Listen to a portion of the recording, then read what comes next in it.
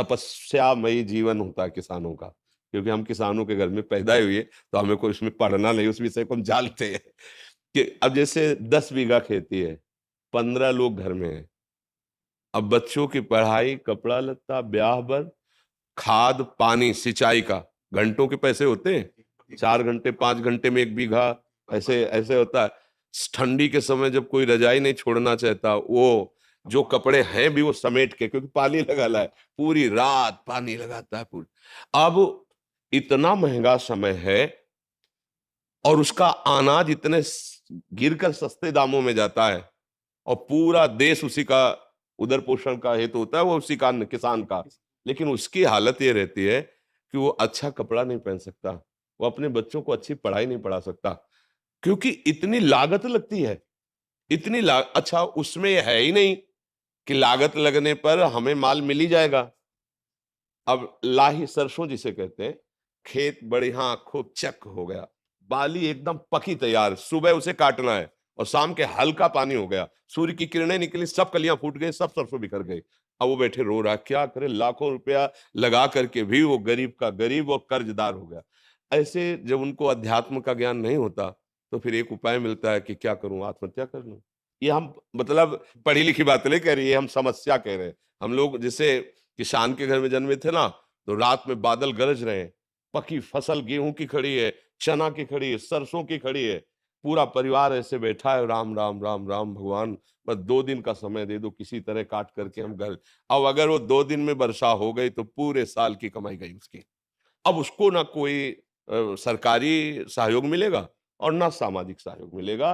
वो सदैव, इसीलिए जैसे भारत का सैनिक प्राणों की आहुति देने के लिए तैयार है, ऐसे ही सच्ची पूछो तो महान तपस्वी किसान, वो हमारे पूरे देश को भोजन दे रहा है। भाई आप बड़े पदाधिकारी, लेकिन खाओगे तो रोटी दाल ही और वो तो वहां पैदा हो रहा है, मेहनत उसकी देखो। स्कूल से आने के बाद हमें पढ़ने का समय नहीं दिया जाता था, मक्का के खेत है, रखाओ चल के मक्का।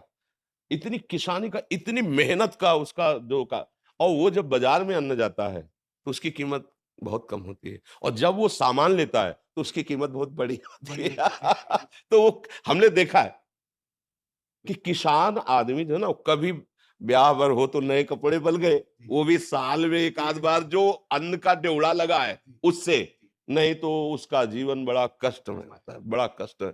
किसान वास्तविक प्रणाम योग्य और सबके प्रणाम योग्य है, क्योंकि कुछ भी तुम 10 लाख कमाओ महीने, लेकिन खाओगे क्या? 10 लाख थोड़ी खाओगे, खाओगे तो अन्न ही ना। तो उसके, अब ये है कि थोड़ा सा आधुनिकता बढ़ गई है, पर वो अन्न में पावर नहीं रहा। जैसे अपने लोग थे ना, 1 बीघा में 8 मन गेहूं होता था, 8 मन, क्योंकि उर्वरक डालने की सामर्थ्य भी नहीं थी, और उर्वरक निषेध भी किया जाता था कि अन्न पौष्टिक रहेगा। गाय का गोबर, वो जो गांव में पशुओं का एक वो बनाया जाता है ना, गोबर डालने का, हाँ, उससे फिर भर भर के बैलगाड़ी में खेतों में बिखेरा जाता। 8 मन हमारी। अब जो है 60 मन, 40 मन, 45 मन, पर उस अन्न में ऐसे केमिकल उर्वरक तत्व मिल गए कि वो हमारे शरीर को हानि पहुंचाते हैं, स्वस्थता नहीं सुरक्षित रह पाती। अच्छा, अब जब पशु नहीं पालेंगे, क्योंकि अब पशु ना पालने का स्थान बनता जा रहा है, क्योंकि बैल से तो खेती जोती नहीं है, ट्रैक्टर से जोती नहीं है, तो बैल का तो मतलब नंदी का तो कोई सवाल ही नहीं रह गया कि कोई किसान पाले, क्यों पाले, मतलब समझो। अब वो क्या, अब बछड़ा का, बछड़ा होता था ना तो एक हर्ष सा होता था किसान के, ये गाय माता ने बछड़ा दिया, अब ये आगे चल करके बैल होकर हमारे हल जोते, मतलब 8-10 गायें तो होती ही थी, और उनका गोबर, उनका दूध, वो पौष्टिकता पर किसान आदमी, अर्थ, जहां अर्थ की बात आती थी, वहां साहूकार सेठों के कर्जे की तरफ सोचना पड़ता था कि भाई अगर 1,000 रुपया लेना है तो फिर 20% में अब उसके, अब वो अगर मतलब 10 रुपए भी चाहता है तो उसे अनाज बेचना है। अब उसको ये देखना है कि हमारे ड्यूड़ा में अगर अनाज कितना है, 1 साल का भोजन उसी से होगा। अब वो बहुत कष्ट में जीवन हमने देखा है, मतलब उसी कुलों में पैदा हुए किसानों के, तो देखा है। तो किसान का अगर सरकार से अच्छा सहयोग हो तो भले कुछ हो, नहीं तो वो आज, अच्छा, खेती में जैसे आप बार बार उर्वरक डाल रहे हैं तो उसकी क्षमता कम हो रही है, भूमि की क्षमता कम हो रही, वो अन्न फिर उतना नहीं उपजा पाए। अब वो जो केवल किसान है, जिनके लड़के बच्चे नौकरी कर रहे हैं उनको तो ठीक है, खान पीने को खेती से हो गया और अर्थ है, लेकिन जो केवल किसान है, सच्चे मानो एक तपस्वी से कम नहीं है, भारी तपस्या का उनका विषय होता है। तो इसलिए उनकी तो हम वंदना ही कर सकते हैं। उनके विषय में बस यही है कि सरकार सहयोग करे। और तो मतलब किसान की चूंकि अब इतना बुद्धि का वो फैलाव नहीं है कि वो छल कपट और संसार, गांव के आज भी लोग हैं, मतलब आज भी है, आपको बताए आप जैसे चले जाओ कोई परिचय नहीं है और आप ऐसे कुछ जरा सा, तो वो एक दामाद की तरह आपका सेवन करेंगे। आओ भैया बैठो, चाय पी लो, भोजन पालो।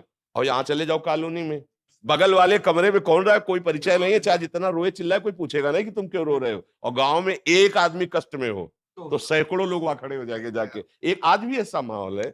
किसान तो जैसे हमारे यहाँ पीछे देश में नारा लगाया जाता है, जय जवान जय किसान, तो इसलिए किसान तो सर्वोपरि है। उसके आगे मतलब आपको लगेगा कह रहे उसके आगे कोई नहीं है। अगर हम संत जन जिन्हें कहा जाता है तो हम पैदा भी उन्हीं के घरों में हुए हैं और पले भी वही हैं और पोसे भी गए हैं और आज भी उधर वहीं से भर रहा है। आज भी उन्हीं के, अगर कोई भी है तो अन्न कहाँ से आ रहा है, किसान से तो आ रहा है, कोई ना कोई तो दे रहा है। बड़े बड़े परमहंस जो है भगवदानंद में डूबे हुए घरों में जाके भिक्षा, नारायण हरि लाओ भिक्षा दो, तो वो चाहे भूखा रह जाए पर उसको पवाएगा वो। ये मतलब सहानुभूति उसके हृदय की, हाँ उसकी सह तो और तो कोई सहयोग कर नहीं सकता, क्योंकि वो ऐसे लोग होते हैं कि ऐसे नहीं कर सकते। ये भी बात है, गरीब हैं, मेहनत करते हैं, पर वो ऐसे नहीं कर सकते। वो ऐसे ही करने की कोशिश करेंगे, हमारे पास जो सूखी रुकी है खा लीजिए। अब अगर सरकार के द्वारा सहयोग की, जैसे उनकी फसल नष्ट हो गई अतिवर्षा से, अनावृष्टि से, ओले पड़ जाने पर, ऐसे तो हाँ तो भले को, लेकिन उनकी तरफ ज्यादा देखा नहीं जाता। उनकी तरफ ज्यादा देखा नहीं जाता है, तो भगवान ही सहयोग करे, बस ये है। भगवान ही उसके विषय में कुछ नहीं कहा जा सकता, लेकिन ये जरूर हमने देखा है कि महान तपस्वी का एक जो जीवन, एक सच्चे किसान का जीवन होता है। तपस्वी की तपस्या तो फलीभूत होगी, लेकिन उसको फसल मिलेगी कि नहीं संशय है। उसको संशय कि पता नहीं मिलेगी कि नहीं मिलेगी। तो हाँ, वो अब गेहूं गलेथ में हुआ, गलेथ माने बाली आने वाली है, अब पानी गिरा, हवा चली, गिर गया, अब दाने का वजन खत्म। क्योंकि हम लोग ने देखा ना कि परिवार के लोग शोक मना रहे हैं कि पूरी फसल गई। कैसे भगवान पूरा परिवार कैसे पलेगा, इस बात की समस्या कैसे पलेगा। बुखार है ना, अस्पताल नहीं ले जाते थे, हरसिंगार का पत्ता, इसका पत्ता, उसका, भैया अस्पताल जाओगे 100-200 रुपया लगेगा, मतलब उसके लिए गेहूं 3 रुपया किलो गेहूं था उस समय।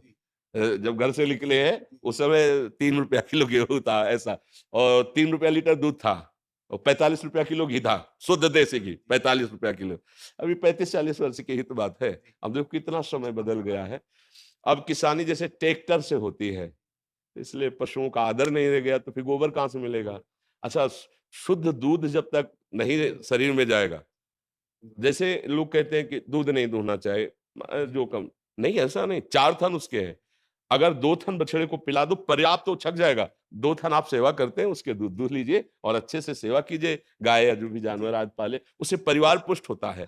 अब देखो, धन के लोभ से दुग्ध में ऐसा मिश्रण किया जाता है कि मतलब 50 लीटर दूध तैयार नकली कर दिया गया। अब वो जब बच्चे छोटे छोटे पिएंगे, आंतों में जाएगा तो सबके नुकसान पहुंचाएगा, लेकिन वो अर्थ की प्रधानता रखने वाला व्यक्ति नहीं जान पा रहा है। घी जैसा परम पवित्र वस्तु, अगर 1 चम्मच पूरी दाल में घी पड़ जाए तो महक जाती थी, और ऐसे हाँ, और अब जो है ना, आप घी का स्वाद क्या, अगर उसे मतलब गर्म किया जाए तो बदबू सी आती है, बदबू सी, मतलब अखाद्य पदार्थ खाद्य पदार्थों में मिलाए जा रहे हैं। धीरे धीरे समाज के विचार धन प्रधानता होने के कारण दूषित होते जा रहे हैं। पर किसान को हम प्रणाम करते हैं, वो प्रणाम योग्य ही रहेगा, क्योंकि इतनी मेहनत होती है। चावल थाली में आए तो आप पा लिए, 50 रुपए के ले लिए, लेकिन उतने चावल पैदा करने के लिए उसने कितनी मेहनत की। एक एक पानी गिर रहा है, इतने इतने पानी में धान लगा रहा है, कितनी मेहनत करके उसे पाल पोस के बड़ा करके चंद रुपए उसको मिलते हैं, उसको चंद रुपए ही मिलते हैं। तो ये बहुत तपस्या, और ये भगवान इसीलिए उनके ऊपर शीघ्र प्रसन्न हो जाते। कोई ना कोई साधु महात्मा अगर भोजन पा लिया तो उनका घर पवित्र, उनका कुल पवित्र हो जाता है। और कोई ऐसा हमने गांव में नहीं देखा कि जो रामकृष्ण हरि ना बोले। उस समय लालटेन और वो लैंप, हाँ ऐसे ऐसे वाले, तो बिजली तो थी नहीं, तो लैंप जला के रामायण हो रही, कहीं कहीं कीर्तन हो रहा है, हम गांव में देखा, शाम के कहीं आरती हो रही। बड़े भागवतिक भी लोग होते, पूरा दिन मेहनत करेंगे, 10-20 मिनट तो जरूर ऐसा हाँ, कोई भी साधु महात्मा गाँव में आ जाए, भूखा नहीं जा पाएगा। हाँ, ऐसा मतलब भाव सद्भावना देखी है, तो किसान को तो प्रणाम ही है, उसका सहयोग सरकार या भगवान ही करे तो है, और तो कोई समाज क्या करेगा उसका सहयोग?